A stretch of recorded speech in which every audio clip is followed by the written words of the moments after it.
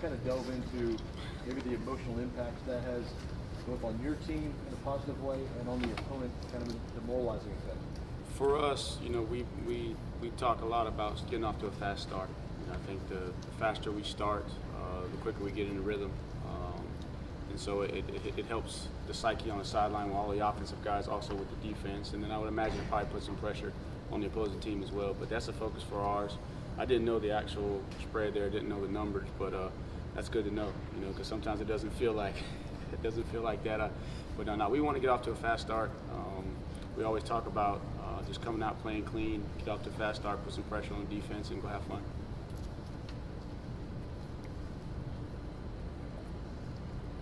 Everybody had put Trevor and Travis on all these Heisman lists at the beginning of the year. And obviously the numbers aren't there just because of the way the games have played out. But can you just speak to, as a coaching staff, you guys don't, there's no need to worry about that, is there? And you don't? No, we don't worry about it. Obviously that decision is made outside of our control, outside of our building. We just focus on being the best version of ourselves, playing our best football. And offensively, we've always talked about as well, not having an ego. With what we do offensively, each team's going to have a plan on how they want to defend us, and we just have to take what's there. So I'll speak into Travis's situation. I mean, he's faced a lot of 8-man boxes. A lot of people have said, we're not going to let you run the football. But he's still running hard. He's still playing at a high level. And if he continues to do that, then ultimately at the end of the season, he'll look up and he'll get what he's earned. So that's all we really talk about. We don't focus on any of the awards, because at the end of the day, it's a team sport. It's the ultimate team sport, and that's all we focus on. It's just how these guys play, and then we let everybody else decide all that other stuff. Jeff was saying that you went up to T, like, I think you're done after just a couple of series, and T was like, yeah, get somebody else in there. The rest of the team, do they take that same mindset and that attitude? No question. I think there's a couple of pictures. If you just go look at the end of the Syracuse game, when Chez gets in there and breaks a long run, Travis is one of the first guys to congratulate him coming off the field. Same thing with Mikey Dukes when he scored this week. And so those guys, that they understand they were in that position at one time. And they appreciate the fact that the older guys, wanted them to get an opportunity to play. And they also understand, too, that we got to have depth. And the only way that we build depth, is the competitive depth, is that those guys get experience. So they're excited to play. They want to play. Obviously, they're competitors, but they're excited to see their teammates play. They understand the benefit long term. And I think that's been something that's really helped our program over the last couple of years, is as we get to the end of the season, because we've played a lot of guys, guys are able to stay fresh, and then also you have that competitive depth down the stretch. Tony, guys can stay fresh. Does it limit their sharpness? I mean, if Trevor's only playing 15 minutes, does that help the sharpness, or can you stay sharp even when you're not on the field there? I think it's a combination of the game and practice too. I think the way that you prepare and how you practice is going to determine how you play. And so the key is making sure when we come out on this practice field that we're sharp.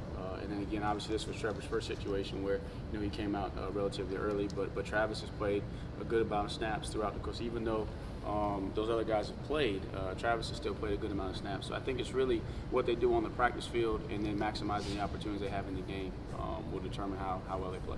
Is Travis, Go ahead. is Travis last year, at the end of the year, the best example of what you're talking about, staying fresh, compared to, I guess, the year before when he was, I guess, the opposite? The year before, I think it was a different situation, so I think that's a yes and a no answer to that one.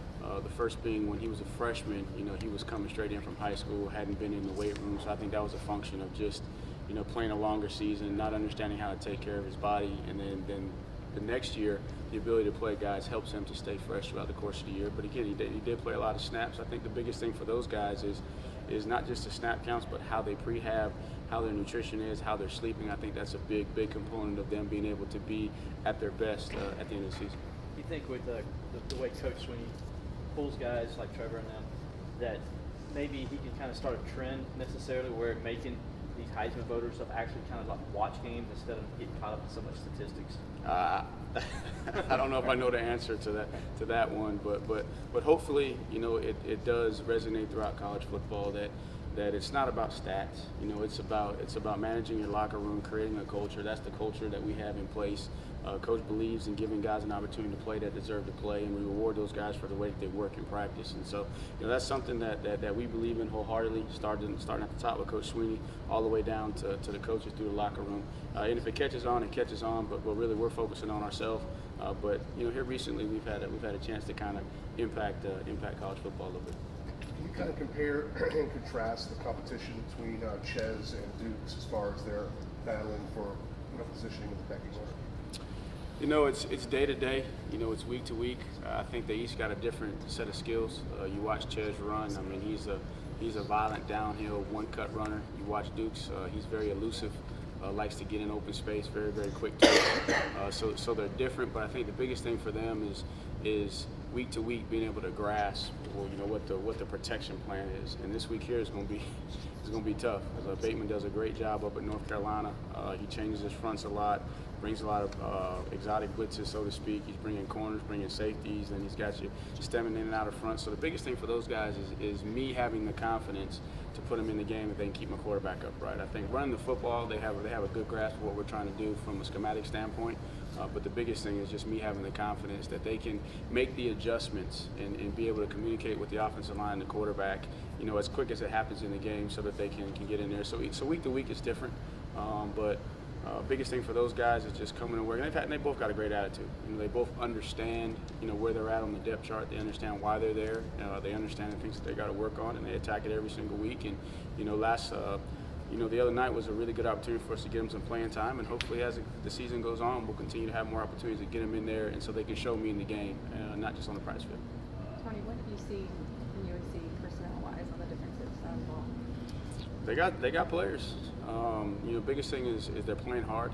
They're playing hard. You can tell that they believe in the scheme. Their nose guard number 92 does a really, really good job inside. He can be a two-gap guy. He can be a penetrator when he wants to. They're athletic at defensive end. I remember number 12 Fox from coming out of when I was recruiting Gwinnett County from Collins Hill. He's a very, very strong. Reminds me a lot of like a Vic Beasley type of guy. Probably not 270 pounds, but man, he's strong for his size. The veteran guys played a lot of football. Their safeties are aggressive. They're aggressive, and then their corners are confident playing man coverage. And then the scheme, gives them a chance. Bateman's very, very multiple. He's going to stem and move his front. He's always going to be challenging you. He's going to get that seventh defender near the box, whether it's the nickel Sam in their odd structure, or it's going to be one of those safeties fitting in their 4-down 2-shell structure. So it's going to be a good challenge for us. Both figuring out in the running game, because again, they're so multiple, and they change fronts, and they create so many single blocks on a lot of things that they do. So you got to be pinpoint accurate in the running game, and then because of that, they get so many guys near the box that they can bring a lot of pressure, and they can run your protections hot if you're not careful. So it's going to be a good challenge for us all the way across the board, at every position, to make sure that we respect the preparation process this week, just like we did last week. And that was probably the thing I was most proud about, from the offensive standpoint, is they really, really, respected and appreciated the preparation process, and they were able to come out and play clean. Tony, what's a message this week? Because I know these guys are probably like, hey, we've been going hard 2 months. We finish this game, we get a week off. Well, it's the biggest game of the season. It's a conference game. These guys, they want a piece of us just like everybody else wants a piece of us. So we can't focus on next week. All we can focus on is where our feet are. That's today. And again, I know I get you probably get tired of hearing me saying, but Mental Monday, Tanoga Tuesday, and that's going to be the point of emphasis, and really taking the momentum out of the last week's game and carrying it into this game. And up to the first half, especially with the veteran guys, they play their best half of football. I mean, let's carry that forward, and let's have the challenge every single week to top what we did last week and make each week the best performance that we've had all year. So there's a lot of things to get these guys motivated, to have them looking ahead to the open date. Is playing a defense like Clemson in practice in fall camp, does that help when you come up with a team against a team like North Carolina that's very multiple? Does that help game plan wise, or just? It helps me to calm my nerves a little bit when you cut on the film and you see so many different things, and you're able to say, hey, look, we go against Brent in our defense every single day, and so we have the answers. We just got to go back and revisit some of the thoughts that we had in fall camp and preparation process, and so it gives us confidence knowing that, hey, we're going to find the adjustments. We're going to find the right schemes to get our guys in, and so it just gives us confidence, to go back and just rest on our experience that we've had on our own practice field. But again, you got to tip your hat to what Coach Bateman is doing with those guys up in North Carolina. I'm sure you've seen some crazy things over all your years here as a player and coach. Where does the fact that you guys head to the locker room and Disney is filming a movie at halftime, you got fake Clemson Tigers running down the hill and on the field, where does that kind of rank up there for you? That was pretty cool. It was pretty cool, pretty interesting, and I was trying not to pay any attention to it, you know. So all of a sudden I look up and I'm pretty mellow. I try to stay quiet, other than when I'm calling the plays on the headset or when I'm directing traffic, trying to get something corrected. But I say, hey boys, look, they got the guys at the top of the hill, and then Coach Sweeney looks at us and said, hey, the real Tigers on the field and the Hollywood Tigers on the hill. So it was pretty neat experience, and wish would have had the opportunity to see how it operated, because that probably would have been pretty fascinating. I understand they did it in a matter of, I heard, and I may not be accurate on this, but I heard somebody say they might have shot 50 plus scenes in like 6.5, 7 minutes. So that's pretty cool. Is there, Trevor talks about it, the players talk about it all the time, Brent, and some of the stuff that he comes up with at practice. And has there ever been a moment out on the practice field when you're like, dude, we're in week 2 at fall camp, why would you run that? Or he's just totally come up with something that surprised you? That's day one. I'm not waiting till it's not.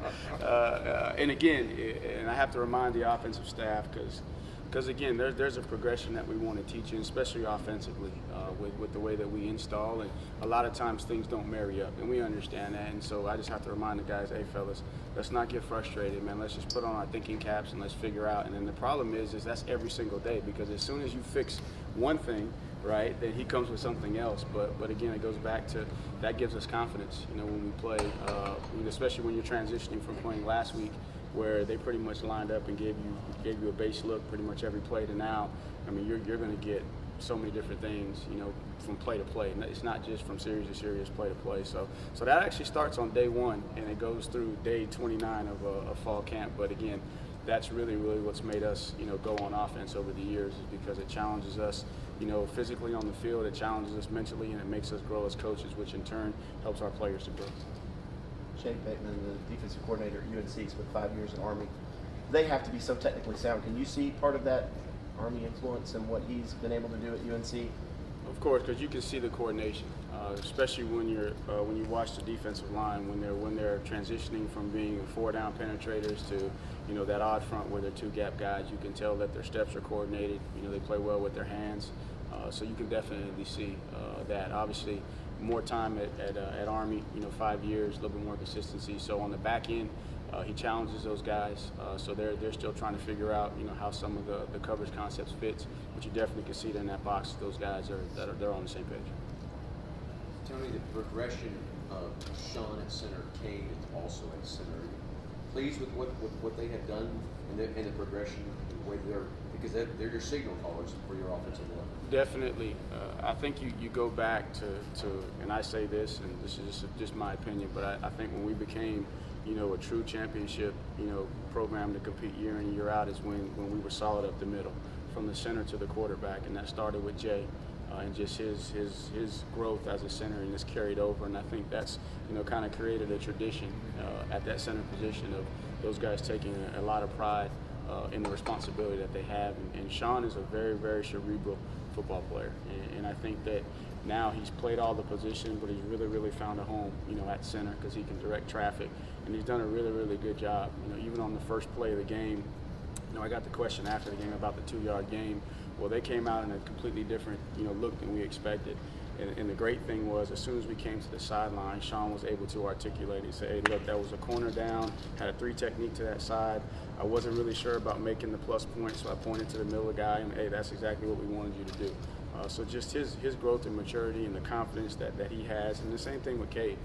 Cade's a guy that had to play out at Texas A&M, for us last year. And he's doing a really good job. And so we put a lot of onus on the centers, to make sure the backs are coordinated to keep the quarterback protected. So I'm really pleased with the progression, and I think they're going to continue to get better as we going throughout the course of the season. Tony, how important was it the game that Joseph Ngata had, the touchdown catch for him, for his confidence going forward? I think it was huge, for him. He's a guy that's I don't think I've gotten 2 words out of him other than yes, coach, yes, coach. You say something to him, that's all he says, yes, coach, yes, coach. And not only does he say that, the next play, he's trying to do it exactly, the way that you want it to do. And so for him to have an opportunity to get in there and make a couple big plays, get in the end zone, I think that's just going to continue to push him to perform at a high level. So I think that was big for him. And that's what I told him before the game. And your time's coming. Just be patient. Don't grow weary. That's a principle in our program we talk a lot about. Don't grow weary in doing what's good, for you'll reap the reward at the proper time. And his proper time was the last Saturday.